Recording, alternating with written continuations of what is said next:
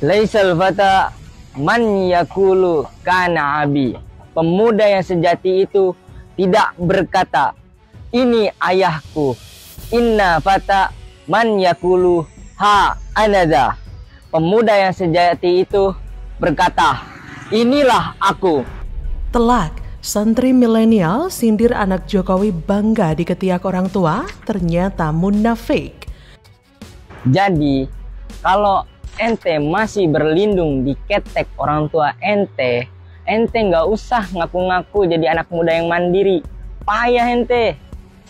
Bertanya-tanya gitu ya, kenapa PSI jadi gak naik ya suaranya? Padahal Kaisang kan udah jadi ketua umum partai gitu ya. Kalau kita ngelihat balihonya, wah itu merata di sepanjang jalan. Kalau kalian datang ke Jawa Timur, Jawa Tengah, Jawa Barat juga gitu. Itu sepanjang jalan tuh balihonya Kaisang. Ada juga Gibran sih, tapi habis itu Kaisang lagi gitu. Halo, selamat datang di channel Redaksi Jurnal bersama JJ. Seorang santri milenial menyindir anak Presiden Joko Widodo yang bangga di ketiak orang tua tanpa rasa malu. Santri itu menyebut anak Jokowi payah dengan poster besar Kaisang di belakangnya. Pemuda sejati itu, kata santri milenial, akan berkata, inilah aku, bukan bangga, ini ayahku. Santri milenial merasa muak lalu memberikan sindiran, bangga ngaku anak muda mandiri tapi berlindung di ketiak Jokowi. Menurut santri milenial, Kaisang dan Gibran tidak punya malu. Mereka bukan anak muda sejati, tak punya rasa bangga karena berlindung di ketiak orang tua. Saat ini, kalangan anak muda, santri milenial dan generasi Z mulai berani buka suara. Mereka mengkritik kelakuan anak Jokowi tanpa malu dan rakus kekuasaan. Mereka jijik melihat Kaisang dan Gibran mengumbar sifat rakus tanpa malu, bangga disaksikan jutaan anak muda Indonesia. Kan ada yang namanya proses, selangkah demi selangkah. Sedangkan yang terjadi pada Gibran, ia mengambil langkah pertama, lalu langsung melompat sampai hampir garis finish. Kalau Kaisang nanti juga begitu, kacau dah dunia. Tapi tidak ada yang tidak mungkin ya, Kaisang saja bisa jadi ketum parpol hanya dalam 2 hari. Ini rekor yang mungkin tak akan dilewati oleh politikus manapun di dunia ini. Mereka mendapatkan privilege dan itu sebetulnya tidak salah. Yang menjadi kesalahan fatal adalah ketika mereka melakukan kesewenang-wenangan atau penyalahgunaan kekuasaan karena kekuatan orang dalam tersebut. Bayangkan saja, kita kerja susah-susah mendapat pekerjaan lewat jalur normal, yaitu wawancara dan interview, juga tes IQ. Dan ini itu, namun yang pada akhirnya menggantikan kita adalah mereka-mereka yang tidak berbakat, tidak memiliki kemampuan sama sekali untuk menggantikan posisi kita. Langkah politik mereka memang menarik perhatian publik, bukan karena prestasi yang luar biasa, tapi karena manuver politik mereka yang dinilai serba cepat dan instan.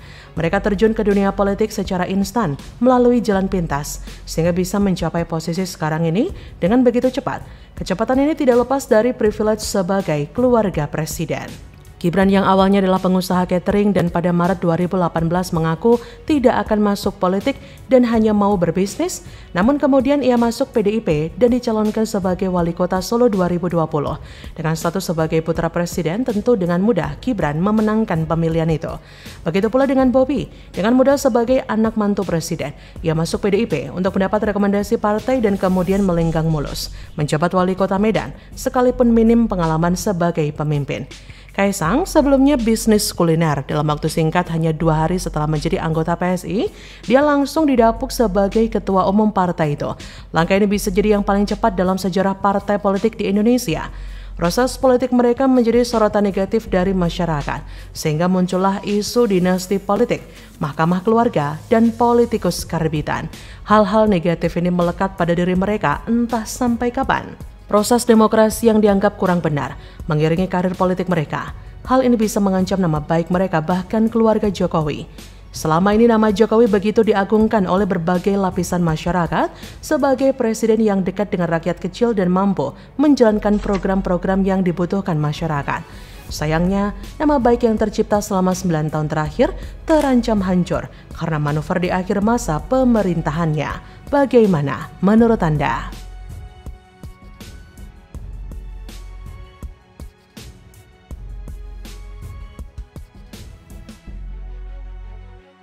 Ini menurut aturan Komisi Pemilihan Umum ya. Nama bakal capres dan bakal cawapres yang sudah didaftarkan ke KPU masih bisa diubah. Batas waktunya sampai dengan tanggal 13 November nanti. Jadi, pasca putusan Majelis Kehormatan Mahkamah Konstitusi yang membuktikan kalau putusan MK yang jadi dasar Mas Gibran buat maju jadi cawapres sudah diintervensi, sudah melanggar aturan main, jadi masih ada waktu sampai dengan hari Senin tanggal 13 November buat Mas Gibran mundur dari pencalonan. Ya, ini kalau Mas Gibran punya hati nurani ya. Trending Gibran cawapres ilegal dan cacat hukum. KPU langsung kode pergantian cawapres terakhir tanggal 13 November. Masih punya malu. Dan apakah Gibran juga akan mundur dari calon wakil presiden ketika tahu bahwa dirinya menjadi calon wakil presiden berdasarkan hasil keputusan yang melanggar? Pasti juga tidak. Halo, selamat datang di channel Redaksi Jurnal bersama JJ. Pegiat media sosial John Sitorus menjuluki putra sulung Presiden Jokowi yang sekaligus wali kota Solo, Gibran Rakabuming Raka, sebagai cawapres yang cacat hukum. Pasalnya, proses Gibran bisa menduduki posisi cawapres dari bakal capres Koalisi Indonesia Maju, Prabowo Subianto, mengakibatkan pamannya Anwar Usman diberhentikan secara tidak hormat dari jabatan Ketua MK. Seperti diketahui, Ketua MK Anwar Usman terbukti bersalah melanggar kode etik dan perilaku hakim MK. Majelis Kehormatan Mahkamah Konstitusi menjatuhkan pelanggaran berat untuk Anwar. Hal itu disampaikan Ketua MK Jimli Asidiki dalam agenda putusan kode etik dan perilaku hakim MK Selasa 7 November. Penyampaian keputusan itu berdasarkan hasil 3 anggota MK, yaitu Jimli bersama dengan Bintan R. Saragih dan Wahiduddin Adams. Ia menjelaskan Anwar dinilai melanggar Sabta Karsa Utama tentang prinsip ketidakberpihakan, prinsip integritas, kecakapan, independensi, dan kepantasan serta kesopanan. Putusan itu merupakan satu dari 5 amar putusan yang disampaikan oleh Jimli. Karena dianggap cacat hukum dan ilegal, maka ada kemungkinan Gibran akan gagal maju cawapres dan digantikan posisinya oleh pihak lain. Terlebih, KPU RI menegaskan lembaganya memberikan kesempatan kepada parpol peserta pemilu jika ingin mengubah nama paslon capres-cawapres. Karena dalam waktu dekat KPU bakal melakukan pleno penetapan paslon capres-cawapres per 13 November. Atas dasar itulah, Ketua KPU Hashim menegaskan KPU masih membuka kesempatan terakhir perubahan paslon capres-cawapres. Terlebih, KPU juga menyoroti putusan MK terhadap Hakim MK soal syarat usia capres-cawapres. Diketahui KPU telah menerima pendaftaran 3 pasangan baca-pres-bacawapres untuk Pilpres 2024. Mereka adalah Anies Baswedan Muhaimin Iskandar, Ganjar Pranowo Mahfud MD, dan Prabowo Subianto Gibran Rakabuming. Dalam perkara putusan nomor 99/PUU/21/2023, MK menetapkan batas usia capres-cawapres paling rendah 40 tahun atau pernah sedang menduduki jabatan yang dipilih melalui pemilu termasuk pemilihan kepala daerah. Putusan tersebut kemudian dilaporkan ke MK dengan total 21 laporan. Pada Selasa 7 November, MK menjatuhkan sanksi pemberhentian kepada Ketua MK Anwar Usman. Lebih baik Gibran memang harus mundur dari posisi cawapres Prabowo. Kalau Gibran punya hati nurani, punya etika, dan punya moral, seharusnya sih mundur sekarang juga. Kalau dasar hukum yang menjadi pegangan dia untuk maju sebagai cawapres terbukti cacat dalam pembuatannya, dibuat dengan melanggar standar etika hakim konstitusi, mestinya nggak ada pilihan untuk Gibran selain mundur dari pencawapresannya. Begitulah semestinya sikap seorang kesatria, seseorang yang berakhlak, begitulah seharusnya dia bertindak.